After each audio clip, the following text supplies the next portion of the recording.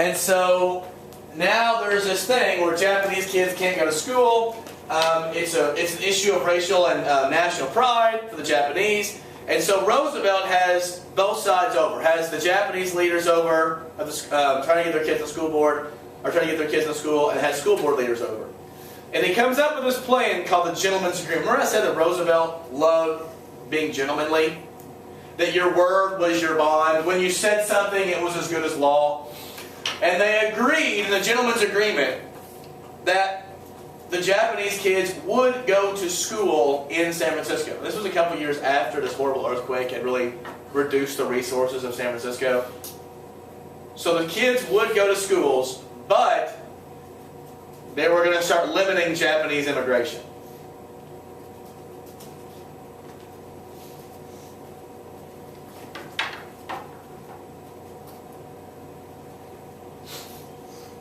And that's one of the last things we're going to talk about in terms of Roosevelt. Did they actually follow? Yeah, I mean, they did get into school board, or they did get to go to schools. I think once the war was over, the pushing of Japanese to America also just sort of slowed down too. So, now with Taft, if Roosevelt has big stick diplomacy, Taft's diplomacy was known as dollar diplomacy. Dollar diplomacy is using our military to back up our financial interests, and using our financial interests to back up our military. And you can see we start intervening in Dominican Republic, Honduras, Nicaragua, and this is because American businesses want stability and need help suppressing workers, or need help getting the governments in line to make sure that they are pro-American. So we put in place governments that are going to help American business. Dollar diplomacy. This sounds like corruption. It's not corruption. It's, I mean, you might not like it. It might not be moral, but it's not corruption. I mean, he's pretty open about it. Why would it be immoral? Like, you're just putting in a government and they happen to like businesses. What's wrong with that? Well, you're putting in a government that will like your business. Yeah. And if they don't like your business, then you'll remove a government of a country that you're not part of. Or is that not? I mean, I don't... If we're going to conquer these countries anyway, put in a government you want. It's like Make it putting helpful. up a dictator. You're the most aggressive librarian I've ever met in my life. I think I'm going to be a teacher. Uh-oh. Is the librarian corruption not working out for him? That's not... So you're gonna be a teacher and spread your. That's only slightly better for spreading corruption than librarian. But Yeah. still So does that mean you're gonna be a history teacher and teach all this stuch? I know, I feel like I could reach a wider audience if I was a teacher. I don't know, Teach teach something about barely. like all the kids that come to the library for daycare. From an early age. You Yeah. know? Yeah. You need to find the ways that you can push your propaganda as quickly and effectively as you. That's why I became a teacher. That's why I'm filming, because I want the world to know that dollar diplomacy is a questionable tactic. Although I want to give you the time to be able to argue for the morality of dollar diplomacy. I honestly do not see anything wrong with it. Like, I don't know. if we're gonna protect our interests in these countries, and we're gonna take them over anyway. Why do we have to take them over anyway? Yeah, really. I like that we all start from that point. If that's your starting point. I mean- We're all going to take them anyway. We might as well do it our way. I would be perfectly happy if we did not take any of these countries. Like, I hate imperialism. I don't want to be all over the world. It's stupid. But if we're going to do it, which we will, and we did it. So If something's worth doing, it's worth doing right. Is that right? All right.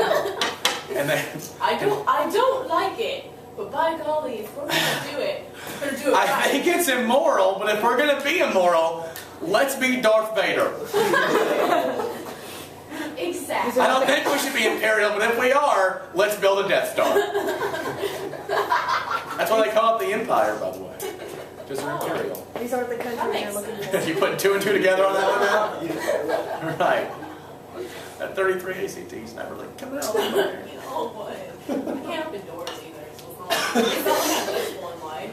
All right. Might as well just quit now. One thing that Taft did try unsuccessfully was to promote. Oh, crap! I can't.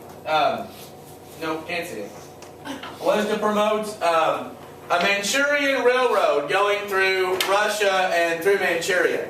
I know what you're asking. Mr. Sarah, can you show me where Manchuria is? Yes, people watching at home, I can. Yes, you can. For those people who did take World Civ last year. Yeah. Into the chorus. I did take I words didn't because take I can world sing quiz. better than anyone else. All right. I like Buckingham. I played Buckingham all year.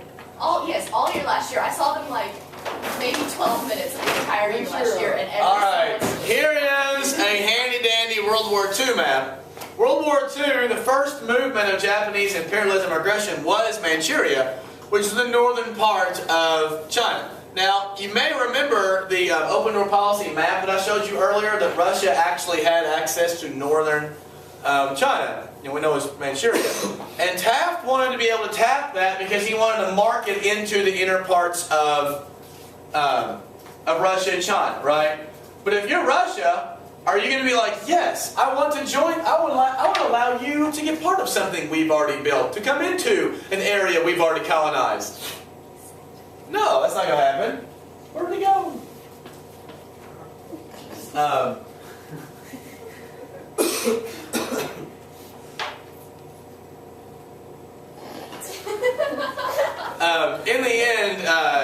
In the end, Taft has to give up on the Manchurian Railroad scheme.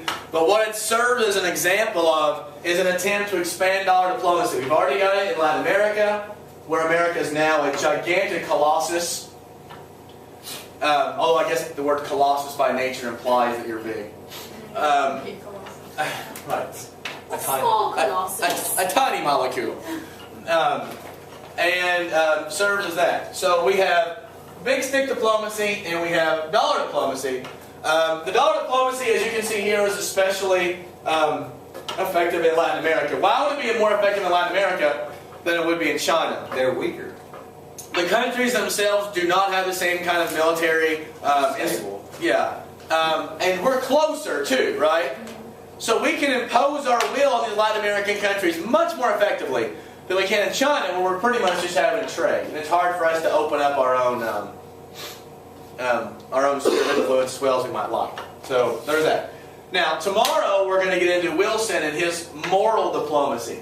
And moral diplomacy was spreading democracy. The ironic part about moral diplomacy is that he ends up invading more countries than Roosevelt and Taft combined. Oh, yeah.